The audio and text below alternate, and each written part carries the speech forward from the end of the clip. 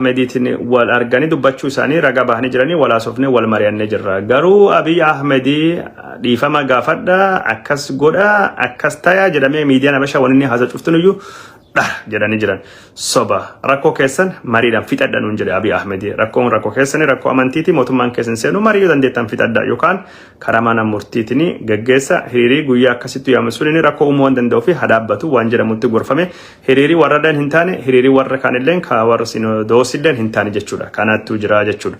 Kana walittu qabanii waan isaan dhaamsa Oromootiif dubbataniitu jira dhaamsa Oromoo dabarsaniitu jiran Abiy Ahmed tahe abbaan fedhe nu dhaabuu hin danda'u gaafii akka gaafii dhugaa qabna jedhanii dubbatanii jiran ammoo balbalti marii balbalti araara cufaa miti qaama kamiyyuu wajjin mari'achuu dandeenya qaama kamii waliin walhaasa'uu fi qophiidha jedhanii jiran garuu jilbiiffachuun harka kennachuun bu'aan bitamuun sodaachuun doorsifamuun duubatti deebi'uun hin jiru kan isaan jedhan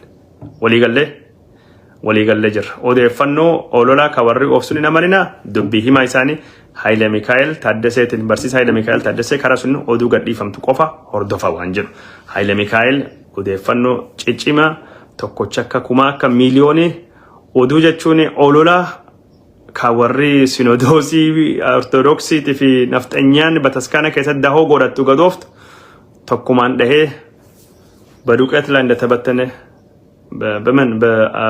በአየር ላይ እንደተበተነ ዱቄት ነው የማደርገው ጉርባን ጉርባ ጭማዳ እንደንደነ ከናፍ ሰለ ሂመተኔ ከናፍ ወኔ ጎዳን ጀቹን ካናሞ ጉያ ሰዴ ጉያ ፍሬን ዱበቱ ማኒ ሙርቲ ዲማ ኦርቶዶክሲ ለቹ ከወር ኦሮሞ ከናፊ ወረ ካኒ ላሉ ዴማ malak isaan murteessanii arguu dhagahuu deemnaa jechuudha mani murtii maal jennaan mani murtii dhaddachi dhiyoo taa'ee abbootii seeraa sadii keessaa tokkini waan hafee fi lamaanii murteessuu hin dandeenye murtiin ortodoksiin warri sinodoosiin murtaa jiruleen hedduun isaanii dharaa hedduun isaanii kijiba garuu gaafa gaddeebi waan bataskaanii waan mani murtii murteessuu kawaliin hordofnu ta'a jechuu kanattu jira qubqabaadha sun ammoo torbaan kan keessattu jira torbaanii kun inni akka malee barbaachisa mootummaa Abiy Ahmediitii fi walgahiin gamtaa Afrikaa gaggeeffamuu deema walgahiin kun akka milkaa'u mootummaan ka barbaadu habashoonni ammoo rakkoo amantii uumna xiyyeeffannaa argachuu fi miidiyaan addunyaa waan dhufuuf gamtaa Afrikaa kan walgahii isaa gufachiisna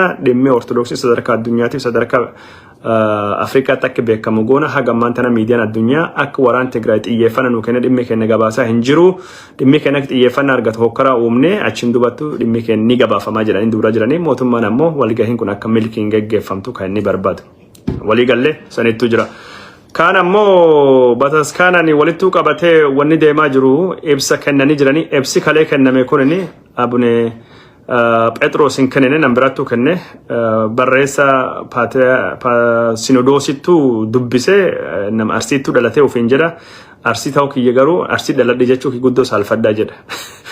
Kanaan dur jechuun Oromoo ta'uu yookaan gosa akkasiitiin ofii saalfadhaa malee arsii dhalachuu lafaan ofii manii lafallee ofii saalfadhaa jedhee dubbatee jira san qofa odoo hin taane wantoota hedduu dubbatee jira wanni dubbatee keessa ammallee taanaan du'aa fi uf qopheessinee jirra warra du'eessan jechuun odoo bakki isaanii nu duune hoo warra Shaashamaneetti ajjeefamanii maali waan jedhaman dhaadachaa turan odoo bakki isaanii nu duune ni barbaanna mootummaan kun gaafii keenya deebisuu qaba yoo akkas hin taane hiriirii yaamne maaliitti fufaa isin beeksifna dhaadachaa ture dhaaduu guddaa dhaadachaa ture mootummaa yeroo lama wal agarree Abiy Ahmedii ganama nu dubbise achiin duubatti warra Oromoo isaatii booda dubbise achiin duuba galgala nu dubbise gaafilee keessaniin deebisaa jire garuu gaafilee keessaniin deebisaa jire akkasuma sobaa jira akkami warra jechuun Oromoo sanillee walqixxee kennatti ilaalee isaallee dubbisa akkami ibsa pireesii yookaan ibsa gaazexaaf warri kalee kenne kanam dubbarsuun akkami warra dubbachiisa maaliif hidhaaniniin waan jedhu warra kan hidhuu qabanii ka jedhu isaan kallattiin dubbachuu baatan akeekanii jiranii miidiyaa warra cuftinuyyuu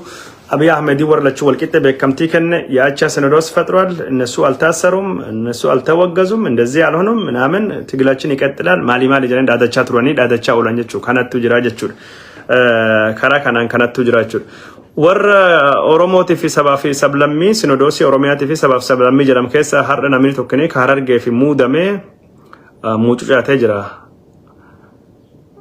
አቡኔን ቶከኔ ሀረርጌ ፊ ከሙደሜ ሙጩጫቴ ጅራ namni sunini sinodoosi dhiifama gaafate itti deebi'ee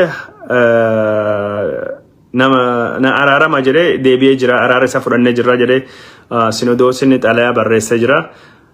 Kanaan durallee namni tokkini ka kutaa Ortodoksii gara Guraagee kanaaf muudame akkasumatti deebi'ee jira. Warra dadda bu'aan bitanii waan jedhutti dubbatamaa jira.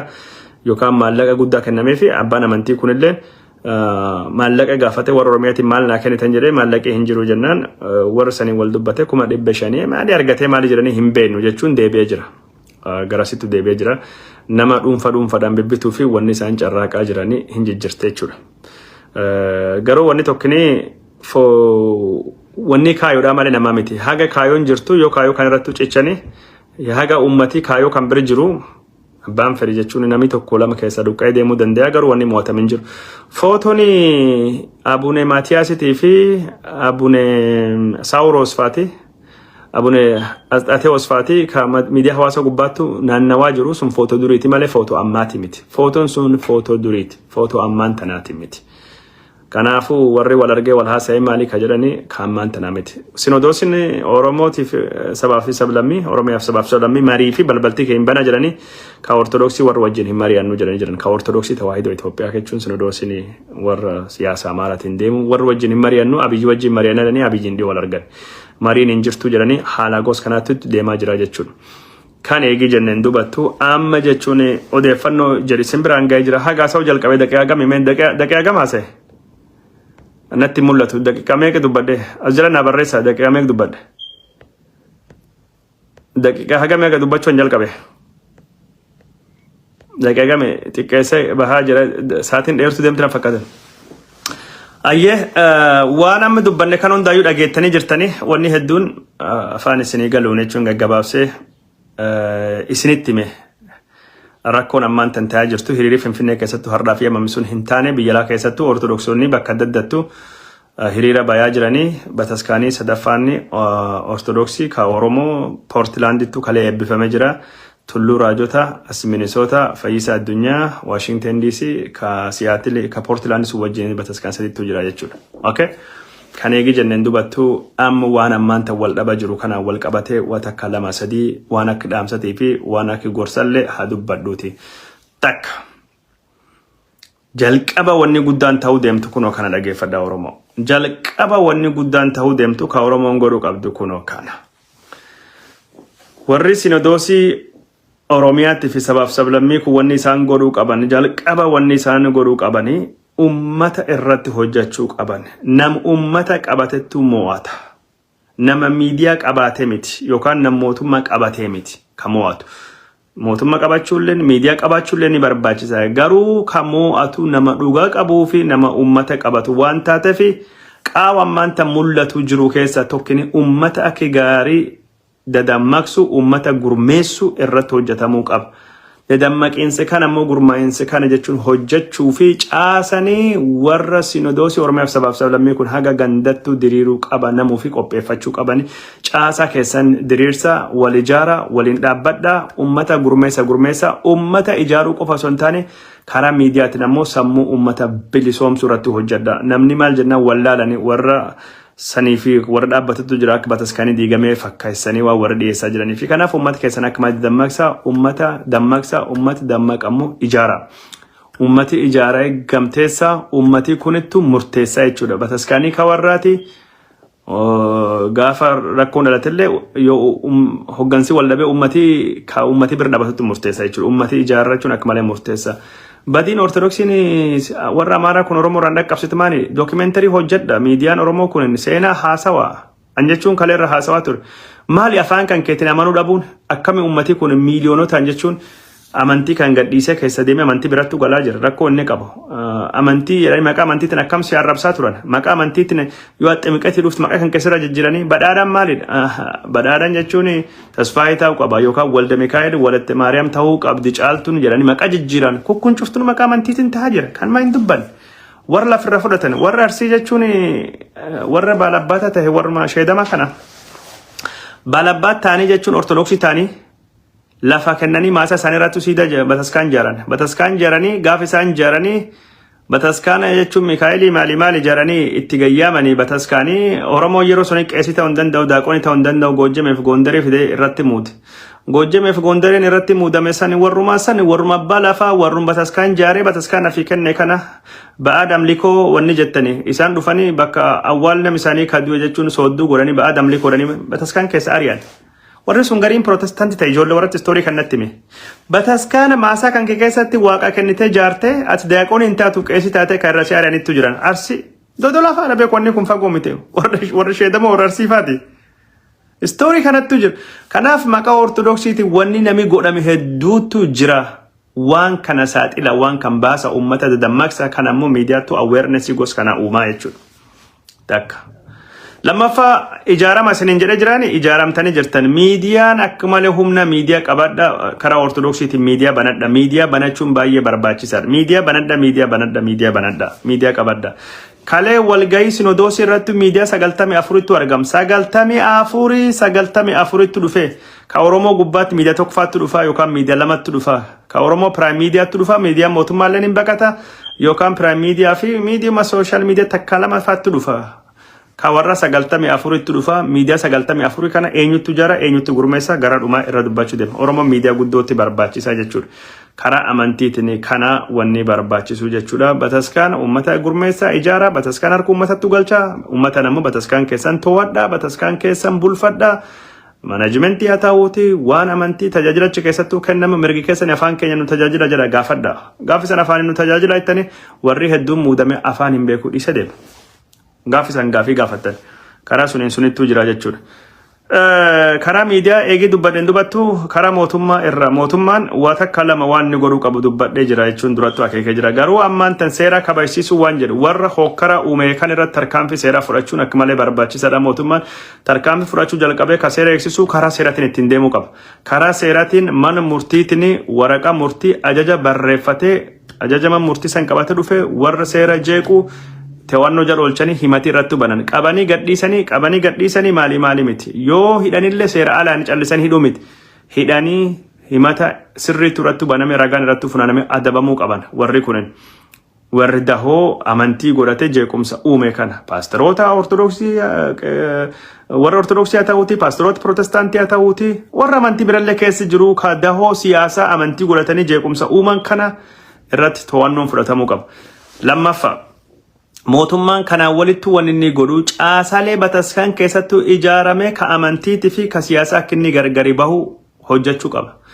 Ortodoksii wajjin nagaallee ka buusee gitaate caasaan sun haga didiigamuu asi ortodoksii fi mootummaa jidduu ortodoksiin akka amantiitti gurmaa'uu qabdi malee akka dirree siyaasattuu hin taatu siyaasa keessattuu amantiin hirmaachuu hin danda'u amantiin siyaasa keessatti jechuun bataskaanii hirmaachuu hin danda'u mootummaanis bataskaan keessatti hirmaachuu hin danda'u akkasimi yoo barbaada warri siyaasaa ka bataskaan keessa jiru sun akka paartii siyaasaa dhufanii dorgomanii mootummaa mo'atanii mootummaa ta'aniiti kanaaf mootummaan tarkaanfii irratti fudhachuu qaba sirreessuu qaba bataskaan akka sirreessu separation of church and religion akka inni kabaju godhuudha baya dorgoma akka zeemattu galmaawa akka naat paartiitu galmaawa akka abiniitu galmaawa akka biyaadaniitu galmaawa akkas jechuuniin baay'ee barbaachisaadha sun ta'uu qabaa jechuudha. Ka jalqaba duulii mootummaan godhuu qabu sun. Lammaffaa miidiyaa hawaasaa ka biyya Finfinnee keessattuu babal'atee miidiyaa 100 al sooshaal miidiyaan jirsun cuftinu teessoo warra Finfinneedha. Galii warra Finfinneedha. Finfinnee keessa taa'anii Oromoo arrabsanii sabaaf sablammii arrabsanii Oromoof sabaaf sablammii walitti buusanii amantiif amantii walitti buusanii yookaan hordoftoota amantii tokko walitti buusanii maallaqa yuutuubii yookaan feesbuukii godhatanii jiraachuu hin qaban mootummaan seera baasuu qaba yuutuubaroota kan seera kan baase seera kanaan bulaa yoo san seera kanaan hin bulle laayisensii warra fuudhuudha cufuudha kan irrattu ammoo yuutuubii wajjin hojjechuu danda'a kan irrattu ammoo feesbuukii dhaabbilee wajjin hojjechuu danda'a maal jennaan miidiyaa gosaaf gosaa walitti nan buusan amantiif amantiin sabaa fi saba walitti buusanii kan irratti tarkaanfii fudhate seerii miidiyaalee kakkanaa ka yuutuubii ka feesbuukii illee ka tiiwatirii ni deeggara waan taateef mootummaan karaa suniin tarkaanfii fudhachuu qaba.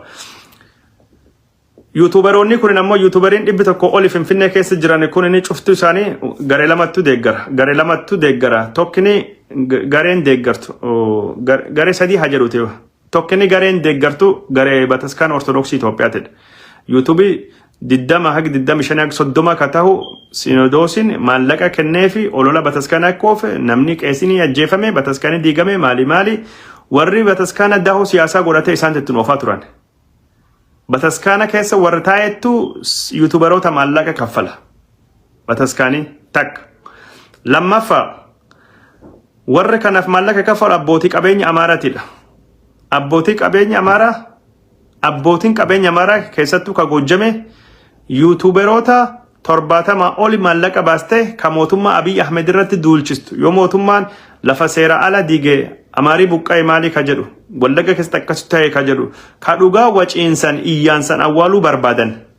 Ka dhugaa jechuun iyyaansi yookaan waca akki gaafa yaaree kun diigamteetiin saniin awwaaluu barbaadan abbootii qabeenya Amaaraatidha. Abbootiin qabeenya Amaaraa kun kallattiin Abiy Ahmed irra waraan labsitee jirti. Abiy Ahmed bilchiginnaan cuftinuun beekti. Yuutuuberootaa fi warra feesbuukii kan irratti tarkaanfii fudhachuun ispoonseroota warra irratti tarkaanfii fudhachuun baay'ee barbaachisaadha. Yuutuuberoonni kun jechuun intarneetii cufuu miti. Intarneetii balleessuu miti. Meebii sun barbaachisuun malee. Garuu warri seera ala hojjetan Finfinnee keessa ta'aa jiran. Finfinnee keessa ta'anii uummataaf uummata walitti buusaa jiran. Sabaaf saba walitti buusaa jiran. Amantiif amantii walitti buusaa jiran. Warra kan mootummaan harka maratee mataa ilaaladha. Warri kun tarkaanfii fudhatamuu qaba. Ijoollee keenya jechuun warra Oromoo sanii nu gaya. Waan kan nu gaya. Yuutuuberoota sanii fi warra jechuun sooshaal miidiyaa gubbaatti hokkara walitti bu'iinsaa irratti hojjetu mootummaan tarkaanfii irratti fudhachuu qaba. Warri sun cuftinuu Finfinnee keessa qubatanii Finfinnee keessa ta'an hedduun isaanii mootummaan waan kana irratti maandhee warra kanaa jechuun hundee warra kanaa kan isaan deeggaru tokko bataskaana lama abbootii qabeenya Amaaraatidha. Sadaffaa ka deeggaru paartilee siyaasatidha. Keessattuu paartii siyaasaa garee Izeemattuu jira. Garee Abiniitu jira miidiyaan garee Bi'aadanii deeggarutu jira garee Biltsiginnaan deeggarutu jira. Ka Biltsiginnaan deeggaru sun warra Amaaraa ta'ee hedduun isaanii irra garagalii jiran.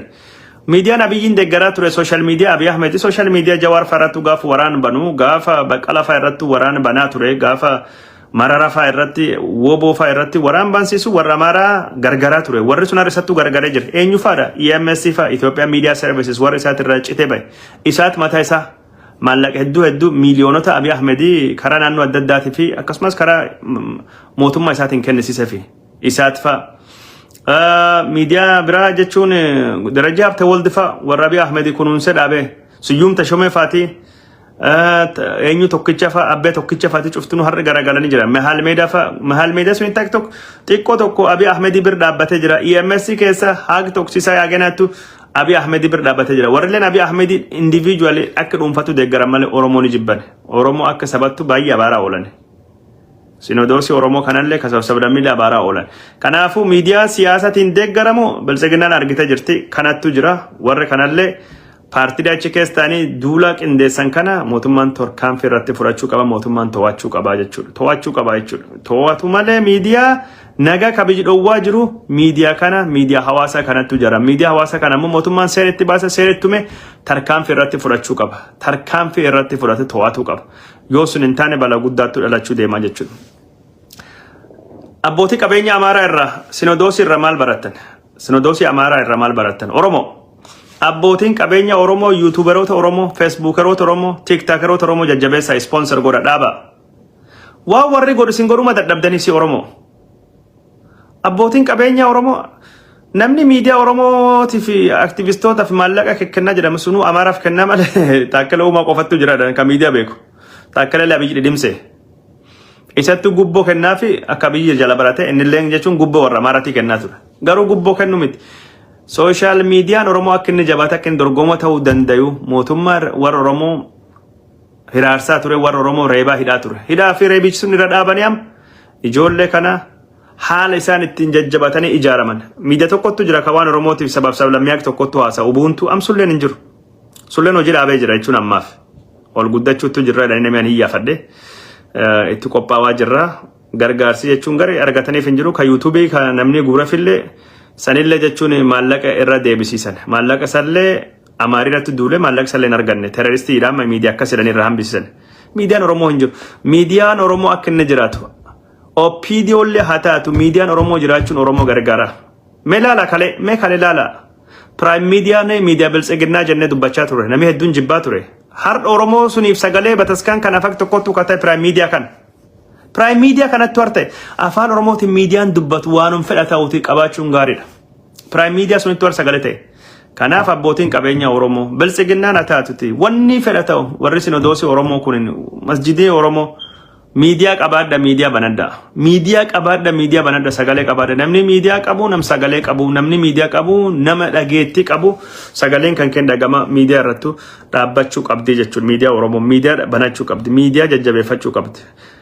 Isinitti mee miidiyaa jajjabeeffachuu ummata dammaqsuu ijaaruu mootummaan ammoo seera kabachiisuu kanattu jira. Kana kun akka malee jabaatee itti fufuu qabaa jechuudha biyya keessatti. Kanaan walitti qabatee wanni deemuu qabu wanni ta'uu qabu maaltu ta'uu qabaa jettanii na gaafattanii biyya keessatti wanni ammaan ta'aa jiru kun amantii miti siyaasa jedhee dubbachaa jira. Siyaasa guddaatu deemaa jira jedhee dubbachaa jira. Egaa yeroo takka siyaasa guddaatu ta'aa jira amantii miti jedhee dubbachaa ture. Waan kana jechuun siyaasa akka hin ta'in beektanii yookaan wanni kun akka amantii ta'e beektanii dhiifama akka wanni kun akka amantiin tan akka siyaasa ta'e beekee mootummaan kun irratti hojjechuu qabaa jedhee dubbachaa jira. Oromooleen akkasitti hojjechuu qabaadha. Harda mootummaa kana ka garagalchuu fi sochawaa jiru abbootii qabeenya Amaaraatii fi warra jechuun isaan waliin jiranii kaasinodoosii keessattuu ijaaramettu maqaa amantiitiin siyaasa dalagaa jira. Warri kan garii mootummaa kanattu goobsee mataa ofirratti baasee ammaan tan mootummaan kun hubatee jira.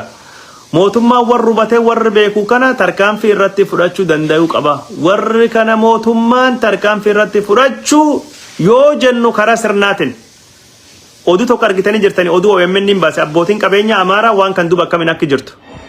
Abbootiin qabeenya Amaaraa ka akkas mootummaa kan gara galchina Oromoo akkas goona qabeenyi warra cuftin Oromiyaa keessa jiru. Oromiyaa keessatti badhaadhanii Oromiyaa irraa duroomanii uummattoota kibbaa keessatti duroomanii badhaadhanii harda Oromoo irratti duula banaa jiran.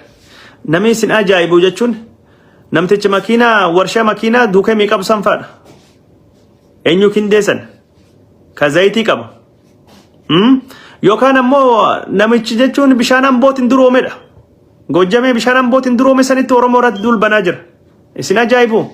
Hedduun isaanii durummaan isaanii qabeenyi isaanii Oromiyaa keessa. Garuu mootummaatti ofirratti goobsee mootummaatti har'a wanni godha. Mootummaan dureeyyii Oromoo uumaa jechaa ture. Dureeyyii Oromoo uumaa jechaa ture. Warraaqsa dinagdee jechuudhaan Oromoo ijaarama waan kana jechuun waan isaan godhuu dandeettanii ani jechuun mootummaallee dhiyaadha mootummaallee waliin hojjedha yoo feetan saamallee hatallee durooma garuu akkuma feetanittu hojjedha. Hattuun sabbira dhufee saamee duroom bira Oromoon saamee Oromoo irra ta duroomuti. Hamaan Oromoo gaaf tokko gaaf hamtuu Oromoof dhaabbata. Hamataan Oromoo gaaf rakkoo Oromoo bira dhaabbata. Akka Prime Media san Prime Media miidiyaa bilchiginnaati maali jedhee namni jibbaa ture. Har'i sagalee bataskaana Oromoo sun kata'ee tajaajilaa jiru Prime Mediaadha. Har'i gaaf lubbuun dhuftee Amaariitti kaate gara Oromootu ka baqachaa jiranii Oromoo dammaqsanii nu Oromoo kadhanii dubbachaa jiran warruma bilchiginnaa ka Oromoo sunidha. Argitanii jirtan. Kanaaf waan taateef abbootiin qabeenya Oromoo ijaarama qabeenyi san waan gos warri godhatu sun godhadha.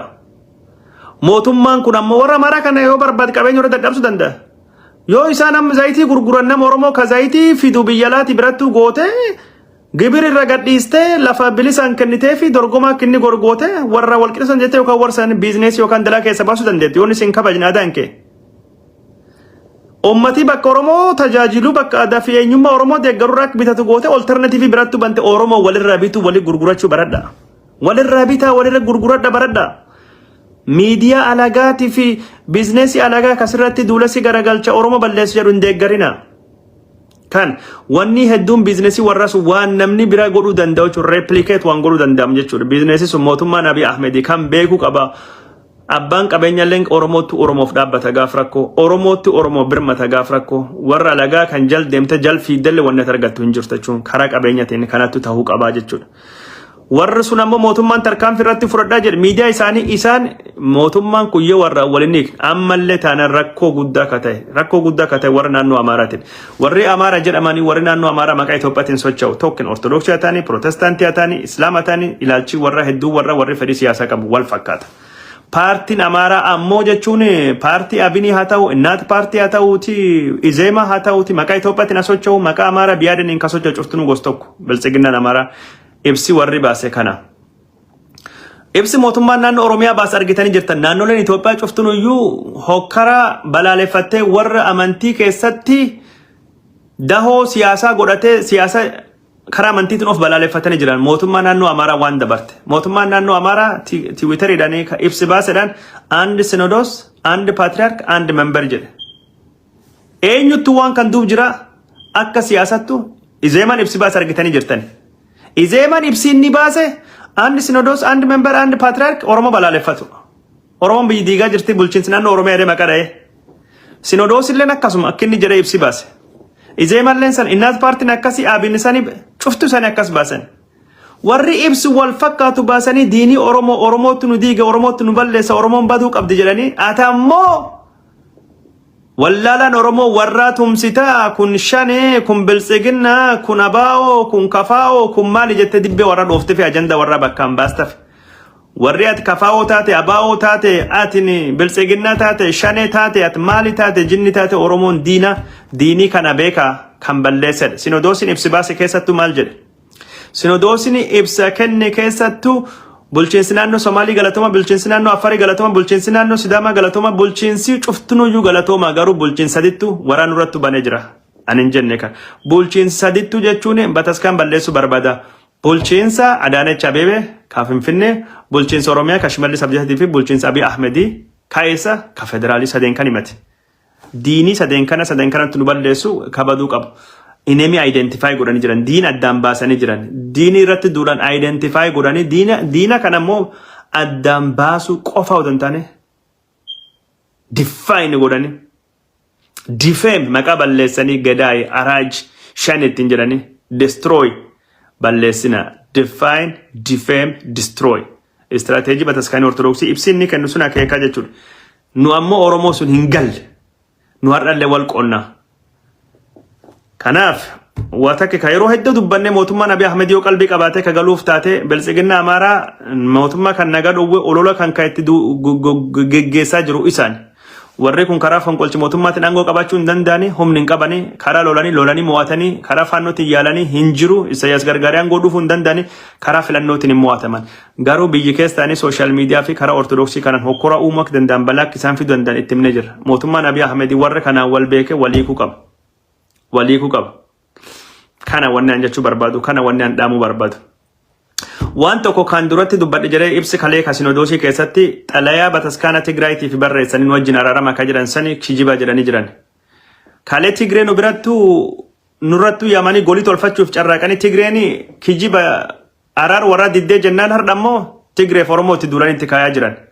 warra kan lamaantu ortodoksii diigee tokkini Oromoo isaantu leenjisee jedhanii lachuu diinomsanii lachuu irrattuu kaan jiran sinodoosin Tigraahii dhaabachuu deema ibsi baasuu deemanii waan jirutu jira torbaanota dhufan kan keessattu dhagahuu deemna waliin dhagahuu deemna hayyee kan eegi jedhan dubattu rakkoon bataskaan keessatti deemaa jirtu kun karaa kamiin furatti itti nagaafattanii odoo sila karaa mariitiin karaa araatiin furatti akka malee gaariidha karaan jajjabeeffamuu qabu sun maal jennan ummati Oromootiif ummati Amaaraa kun ummata akka malee guddaati garee adda addattu siyaasa itti fayyadamuu barbaada walitti bu'iinsi warra sun lamaanii biyya kan nagaa dhowwuu biyya kana jeequu biyyi kan isteetilees illee godhuu danda'a sodaa guddaatu jira addunyaaleen sodaatti biyyi keessallee rakkoo guddaatu jira qoosa ta'uu hin deemu wanni kun yoo deemte magaala keessa warri jeequmsuma baadiyyaa Oromiyaatti to'ata baadiyyaa magaalaa nu gargalchuu danda'a haala ammaan tan jirtuun kanaaf mootummaan abshaalummaa guddaan ittiin deeme warri siyaasatiif warra amantiin deemu gargari baasuu danda'uu qaba yoo warri sun gargari baasee tarkaanfii akkasitti fudhanne balaa guddaatu dhalachuu deema balaa guddaatu dhalata kanaaf waan kana mootummaan ijalachuu banate wanni godhanda namni hedduun jechuun sodaa guddaa qabdan bataskaan keessatti wanni ta'aa jiru magaala keessatti waan ta'aa jiru argitanii mo'amuu dandeetti Oromoo jechuun sodaa guddaa qabdan argaa jira Oromoo mo'amuu dandeetti miti Oromoo kamoota humna laati miti Oromoo kamoota bataskaana miti Oromoo kamoota Ameerikaa miti yookaan Tigree yookaan Amaaraa yookaan gamta warra lamaanti Oromoo kamoota Oromootu mo'ata Oromoo ka cabsu Oromootu cabsa Oromoo ka dadhabsaa wal dhaba Oromoo keessa jiru rakkoo Oromoo keessa jiru kan waan taateef Oromoon araara jidduu ofitti barbaade rakkoo isaa furachuu qaba. Tokkummaa waliin dhaabachuu qaba. Biltsiginnaan warra Amaaraa ka jala deemsan jala bilisa of baastee Oromoo ijaaruu danda'u qabdi. Oromoon akka waliin dhaabbattu godhuu qabdi. Oromoon tokkummaan Oromoo yeroo kamii caala ka barbaachisu kan kanaafi kan wacaa jirru kanaafi ka dubbachaa jirru dhaabbanni olla jedhamu ka seenaa dimjimoo hoggantu waldaalee hawaasa Oromoo ka biyya la wajjin ta'e mootummaan Abiy Ahmediitii fi mootummaan Shimallis Abdiisaa waraana bilisummaa Oromoo wajjin akka inni araara uumu yaamicha dhiyeessanii jiranii araara kan jajjabeessuu danda'uu qabna namni cuftunuyyuu mootummaan kun akka inni nagaa buusu akka inni araara barbaadu Oromoo wajjin manii Oromoo akka inni nagaa qabu yoo manii Oromoo nagaa hin qabaanne yoo Oromoo wal nyaattu diina nu nyaatu fi balbala bannee jirra balbala banuu deemna gaafsummoo amna rakkoon Oromoodha jechuudha diin Oromoo beekne jirra diini Oromoodha. Kanaafu Oromoon walirratti duulu kana diinummaan Oromoo cabsa. Lafee arbaa waliin cabsanii lafee sattawaa waliin cabsanii Shimallis meedhee dhiyoo mammaaksuun dhugaadha. Sun wallaaluu garuu beekuu hin dandeenya biyyi sun wallaaluudha. Shimallis Faatii rakkoo kanutti fide Oromoo waliin taa'ee mari'achuun Oromoo waliin haasa'ee nagaa buufachuun wobo maali bakki jedhamu kun cuftinuyyuu bilisiginna ammatti nuun barbaachisu kaayoo tokko qabna kaayoon ammaan tan nu qabnu Oromoo badii irra dandamachuudha diinii karaa hunda nu kaa'ee jira Oromoo dandamachuudha gaafii Oromoon ni jiraatamoo hin jiraatudha. Gaafii Oromoon dandaman moo hin dandaman nuudha malee gaafii nu wal cabsine injifannu walirratti labsinu miti gaafii akka Oromoo tarkin wal qabanne waliin survive goone waliin malkaa ceenudha akka Oromootti duulii kun irratti banamee jira akka Oromootti waliin dhaabbachuu qabna akka Oromootti irra aanuu qabna har'a gaafa jechuun diinii waggaa 150 ilkaan baasee qarriffaa isaatiin Oromoo nyaachuu jalqabe har'a hin nyaattu jennaan tokko ta'ee ka'ee bu'aa isaa hin beekan warri tokko ta'ee ka'e nu amma wal nyaachaa jirra kanaafuu injifannoon Oromoo walirratti argate wal cabsu hin jiru bilisiginnaan rabbiin qalbii isinii haa kennuuti woboole rabbi qalbii isinii kennee walejjeesuu walirratti duuluu irraa gara tokkummaatiin diinatti duuluutti isin haa ceesisuu jedha tokkummaan diinatti duulu tokkummaan diinatti kaanee akkasiin Oromoo malkaa ceesu malee sodaan guddaan ka jirtu sodaan guddaan ka dhuftu Oromoo wal nyaattu irra dhufti jechuudha kana kan dubbachuu barbaadu Oromoo bakka jirtan cufattu ija banadha dammaqaa. Mootummaan kun dhugaa isin miidhee jira mootummaan kun Oromoo waa hedduu godhee jira waa hedduu nu godhee jira waan hacaaluu hin dagannu waan hedduu hin dagannu garuu ammaan tana kanutti jiru kun mootummaa qofaa miti nu hundattu jira akka Oromootti jira humni nutti jiru rakkoon nu mootummaa kan wajjin qabnu kumaatamni ta'a garuu rakkoo warsu wajjin nu qabnu miiliyoonota duratti dhufnee haga hedduu duratti deemnee jirra Oromoo waan argannu kan jabeeffannu malee